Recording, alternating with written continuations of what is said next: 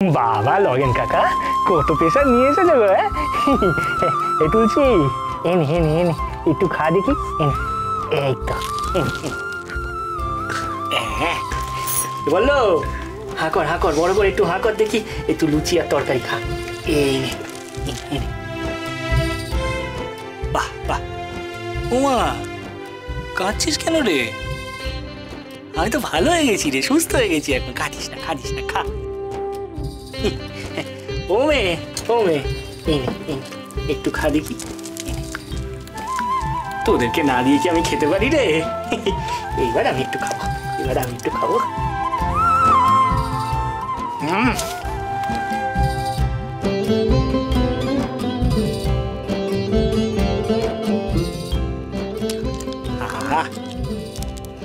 বড় আর পেশাদ বলে কথা।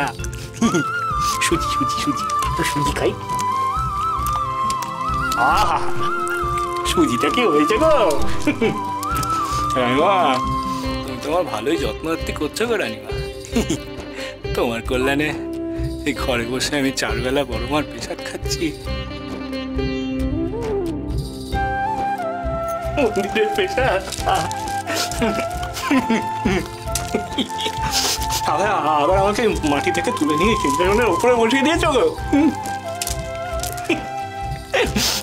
দিব্যি আছি গো রানিমা, দিব্যি আছি গো। আমার শুধু একটাই দুঃখ জানো তো রানিমা, আমি যে কতদিন বড় মার মন্দিরে যাইনি গো।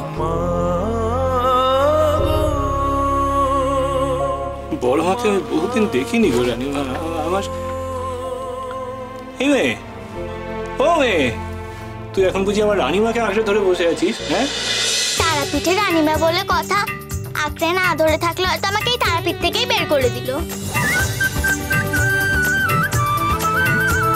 শোনো মেয়ের কথা, এ মেয়ে শুধু দেখতেই ছোট, মুখের বলি পাকা মাথার লোকেদের ওপর যায়। জানিস আমাকে মন্দিরে কি বলছিল? কি বলছিলে গো রানিমা? পাকা বুড়ি একেবারে, কি বলেছিস? বলছিল পাপের উপর পুণ্যের বিজয়ের কথা, মিথ্যের ওপর সত্যের জয়ের কথা।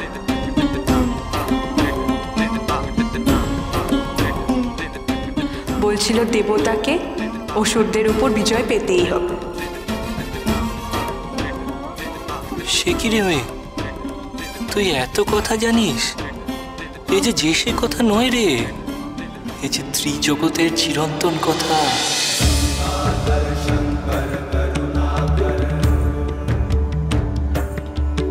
এই সমস্ত কথা নিয়ে যে কত কাহিনী গড়ে উঠেছে। কাহিনী মানে তো গল্প, তাই না বাবা ঠাকুর? তুমি এখন বকবক না করে একটা ভালো গল্প শোনাও দেখি। গল্প শুনবি?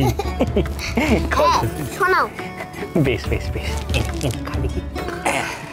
গল্প? কোন গল্প? হ্যাঁ, আমি বরং এই মেয়ের কথা ধরেই তোদেরকে একটা গল্প শোনাই রে। পাপের উপর পুণ্যের জয়ের গল্প, মা তারার গল্প, আমার বড় মার গল্প। মা তারার গল্প? রক্তবীজ, রক্তবীজ অসুরের গল্প, অসুরের গল্প। মা তারার হাতে রক্তবীজের নিধনের গল্প।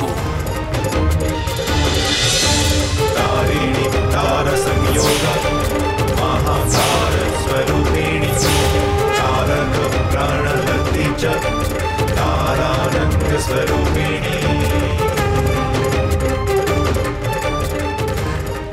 শুনতাম পুরাকালে শুম্ভ আর নিশুম্ভ নামে 2 অসুর ভাই ছিল। তারা অমরত্ব লাভের জন্য এক কঠোর তপস্যা শুরু করলো দেব ব্রহ্মার। শুম্ভ নিশুম্ভের কঠোর তপস্যায় তুষ্ট হয়ে অবশেষে তাদের সামনে আবির্ভূত হলেন স্বয়ং প্রজাপতি ব্রহ্মা।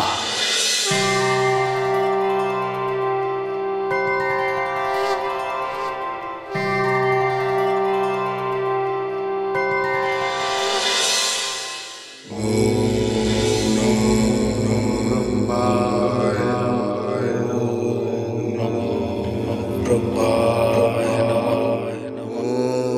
নমো ব্রহ্মায় নমঃ। ব্রহ্মায় নমঃ। নমো ব্রহ্মায়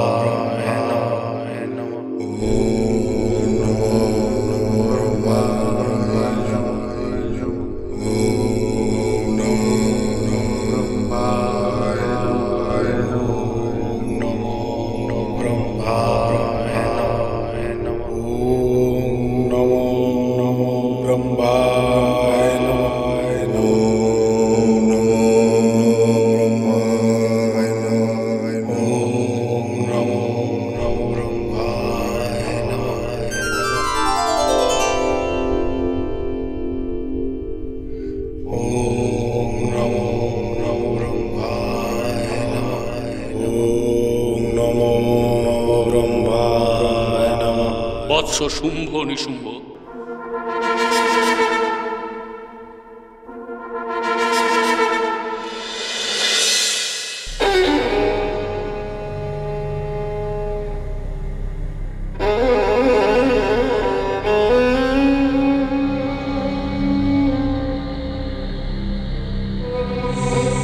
তোমাদের কঠোর সাধনায় আমি তুষ্ট। বলো, কি বর চাও তোমরা আমার কাছে?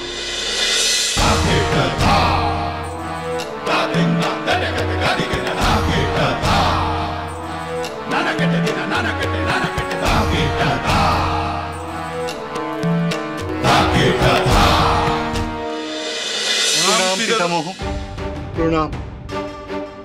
হে পিতামহ, যদি সত্যি আপনি আমাদের তপস্যায় তুষ্ট হয়ে থাকেন, তাহলে আপনি আমাদের অমরত্বের বর প্রদান করুন। হ্যাঁ পিতামহ, আমরা দেবতাদের মতো অমর হতে চাই। বৎসদল, অমরত্বের বর প্রদান করতে আমি অপার। এই ত্রিভুবনে দেবগণ ভিন্ন অন্য কারো অমর হবার অধিকার নেই। তাই অমর হবার বাসনা ত্যাগ করে তোমরা দুজনে অন্য বর প্রার্থনা করো।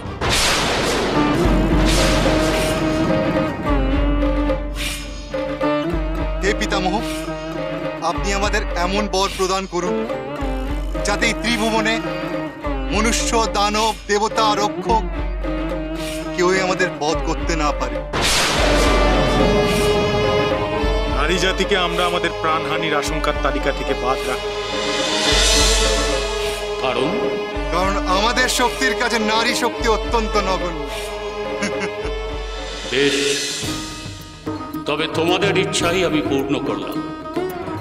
আমার পরে এ ত্রিভুবনে কোনো পুরুষ শক্তি তোমাদের বধ করতে পারবে না। জয় পিতামহ ব্রহ্মদেবের জয়। পিতামহ, আপনি নিজের অজান্তেই আমাদের অমর করে দিলেন। প্রণাম পিতামহ।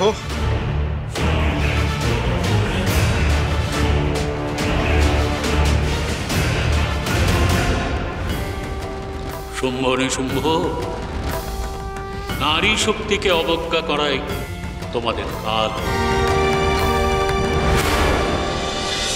প্রজাপতি দেব ব্রহ্মার বর লাভে তুই অসুর ভাই মানে শুম্ভ আর নিশুম্ভ তারা হয়ে উঠল মহাশক্তিশালী।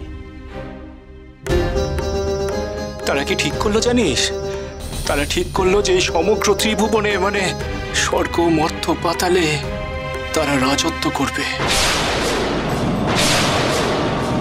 আর তাই তারা তৈরি করলো এক অসুরের দল, আর সেই অসুর দল কি আক্রমণ করলো মর্ত্যলোকে, পাতালে এবং সর্বশেষে স্বর্গরাজ্যে।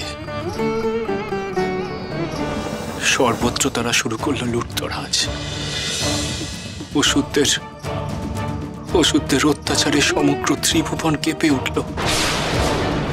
ভয়ে পালাতে লাগলো সবাই। হাহাকার রব পড়ে গেল নরনারীদের মধ্যে, দেবদেবীদের মধ্যে। প্রাণ হাতে করে অসুরদের হাত থেকে বাঁচার জন্য চারিদিকে পালিয়ে গেল তারা।